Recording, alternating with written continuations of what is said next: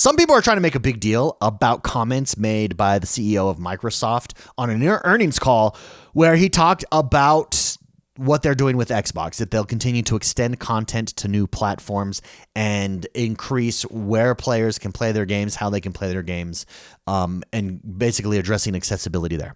It's a big nothing burger. It's people who I think, for instance, even Jez Corden, who I think does a really good job and does a good job covering the news. He was wrong and did have an emotional reaction with the initial multi-platform announcements from Xbox. He eventually, I think, he didn't walk it back, but he eventually calmed down and had a more reasonable take on it. But he's one as well, kind of alluding to this, well, they're going to kill Xbox hardware in the process. Well, guys, I hate to say this. Xbox hardware long-term, like in the next 20 years, you're right. It may not be a thing, but neither will PlayStation. Like we are going cloud gaming long-term. Play GeForce Now to see it. PC rigs may not be a thing in the future in the same way that iPods are no longer a thing, right? It's that kind of thing. That doesn't mean that Xbox hardware is going anywhere anytime soon. We're getting a next generation console. Very excited about it. But that's the reality. That's the reality of the future that we live in. There's technology that exists that enables you to play high-end PC gaming graphics stream directly to your MacBook Pro, stream directly to a screen.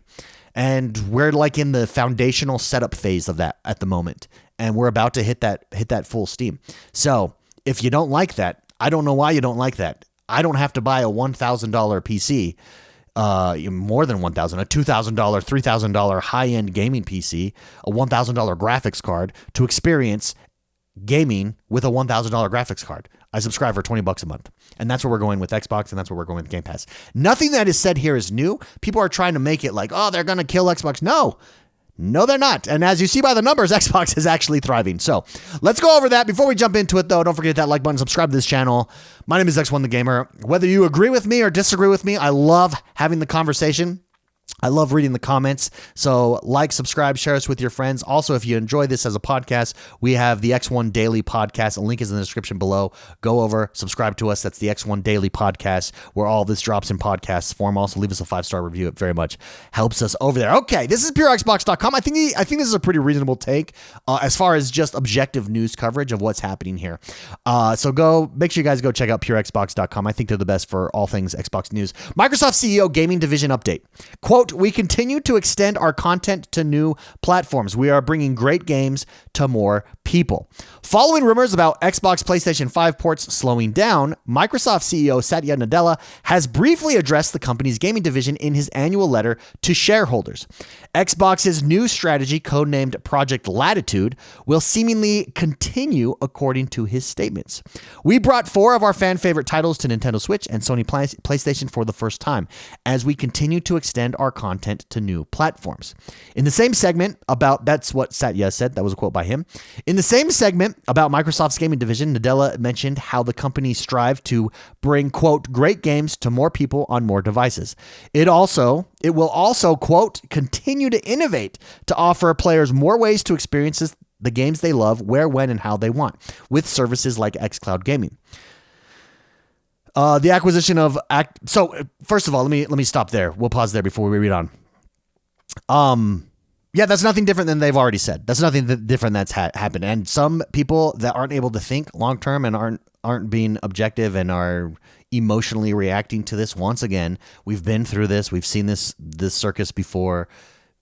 We know what they're doing. It's a strategic move. We are going to see probably more games go where they make sense, like a Sea of Thieves, like an Indiana Jones.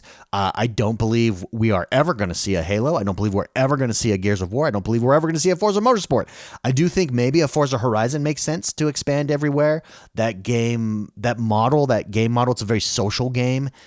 Makes sense to me. That one I could see going. But games like that, where there's a strategic prerogative. Sea of Thieves was strategic. Indiana Jones is basically a timed exclusive. We talk all the time about how PlayStation just recently tried to get Crimson Desert Online as a timed exclusive. Not Crimson Desert, just Crimson Desert. Sorry, not online, just Crimson Desert is what it's called.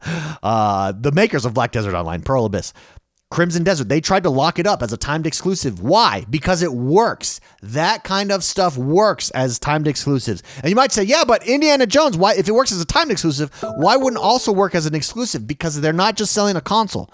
They're selling a Game Pass subscription. So get it as a timed exclusive. When it first drops, you're going to have an initial bump. Hey, I want to play Indiana Jones. I'm going to head over and jump on it on PlayStation, on Game Pass.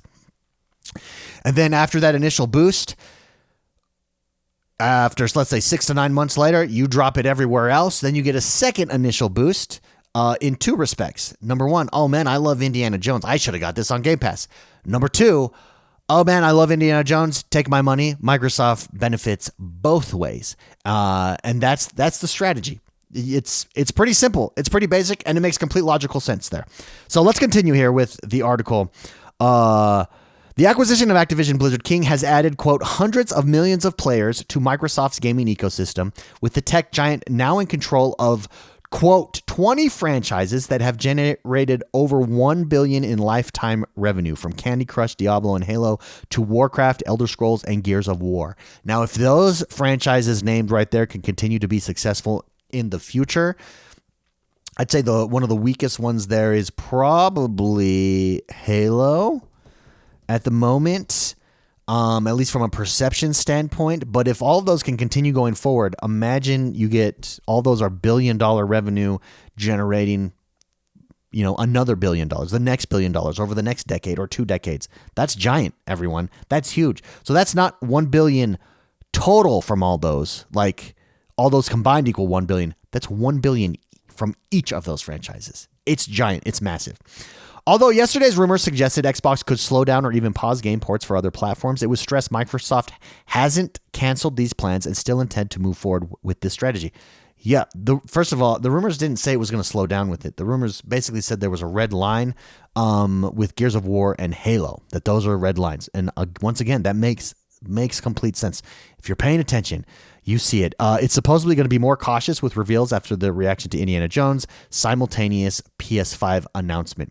You just need to be clear about what it is, I think. That's all. It's also been claimed, there it is. It's also been claimed series like Gears of War and Halo are red lines for Microsoft, which apparently suggests these original Xbox intellectual properties aren't in consideration for other platforms. I think there's going to be more than that. I don't think a Fable, for instance, will be multi-platform either. I don't know that Starfield will be. I also don't know that Elder Scrolls 6 will be multi-platform either. I think that one may stay behind and on the Xbox exclusive side of things. But that's where I'm at. I would love to know what you guys think. Does this sway you at all, or is this kind of an in the weeds? It does feel a little bit in the weeds with, for instance, content creators on socials. But I would just like to say, if you see anybody out there saying this is destroying Xbox, they're undermining Xbox hardware, they're not undermining Xbox hardware at all. They're still supporting Xbox hardware. The Xbox Series X, for crying out loud, last month finally surpassed the Series S. Like, you're not undermining hardware sales at all. You're preparing for the future. And the future is a place where you can purchase, instead of purchasing a $1,000 graphics card to put in your PC, you can purchase a $20 subscription to a GeForce Now, for instance, and have that same benefit streamed directly to any of your devices with zero latency, with less latency than if you had the hardware device in your room. That's the technology that's coming. That's the technology that's already here. That's what Microsoft is setting themselves up for. That's where Game Pass is really going to thrive in the next generation. And it's coming. It's on its way. These decisions do not, in my opinion, undermine Xbox hardware in any way. And I think anybody suggesting that is just making an emotional argument, not making a logical or strategic argument.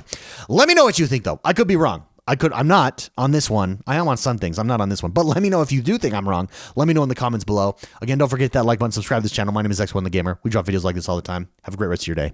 Bye-bye.